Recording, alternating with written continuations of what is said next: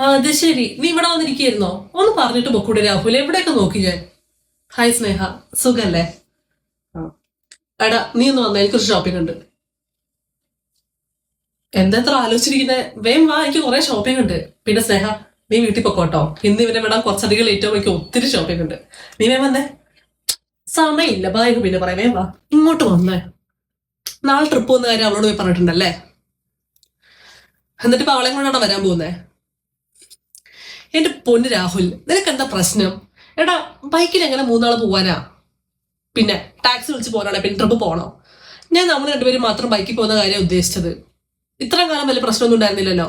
ഒരു girl friend ആയപ്പോഴേക്കും friendships ഒന്നും വേണ്ടതാണോ? നീ എന്താന്ന് വെച്ചാൽ ചെയ്തോ, അവളോട് പോയി മാറ്റി പറഞ്ഞോ. നാളെ അവളെ ഇൻക്ലൂഡ് ചെയ്യാൻ പറ്റത്തില്ല, നമ്മൾ രണ്ടുപേരും മാത്രമേ പോകുന്നുള്ളൂ.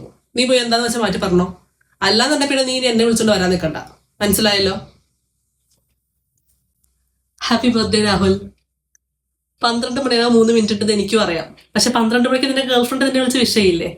ഇത്രയും കാലം അങ്ങനെ ഒന്നും ആയിരുന്നില്ലല്ലോ. ഞാൻ തന്നെയല്ലേ നിന്നെ ആദ്യം വിഷയം തൊട്ടിരുന്നത്. ഇക്കൊല്ലം അങ്ങനെ തന്നെ മതി. പിന്നെ നിന്റെ ഫ്ലാറ്റിന്റെ അടിയിൽ ഞാൻ നിൽക്കുന്നുണ്ട്. ബൈക്കിന്റെ ചാവി എടുത്തുകൊണ്ട് ഓടി വാ. പിന്നെ ഒന്നും പറയണ്ട, വേഗം ഓടി വാ. I have A surprise for you. അയ്യോ എന്റെ സ്നേഹ, ഇന്നലെ അടിപൊളിയായിരുന്നു. നീ കൂടെ വേണ്ടതായിരുന്നു. അല്ല, നീ നിന്റെ സർപ്രൈസ് ഒന്നും കൊടുത്തില്ലേ? അയ്യോ, നീ പ്ലാനിൽ ഉണ്ടായിരുന്നോ?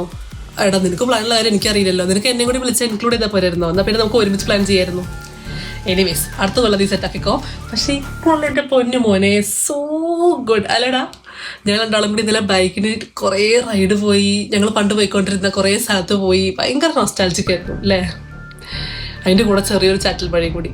ഭയങ്കര വൈബായിരുന്നു. U missed it. എന്തായാലും ഇപ്രാവശ്യം ബർത്ത്ഡേ ഇവരൊരിക്കലും മറക്കാൻ പോകുന്നില്ല. ഞാനും